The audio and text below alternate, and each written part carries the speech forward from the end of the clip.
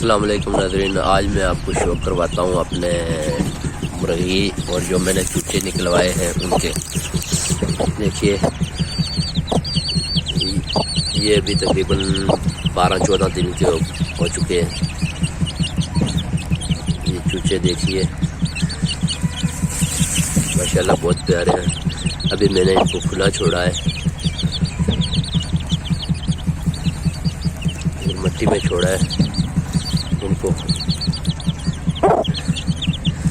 ये दो जावे हैं,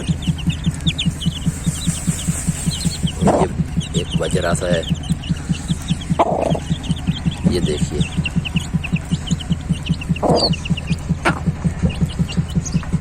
अभी एक मुर्गी ये है मेरी, इसके भी चूचे देखिए माशाल्लाह बहुत प्यारे चूचे हैं। इसके तकरीबन हो गए हैं 1.5 महीने के। ये देखें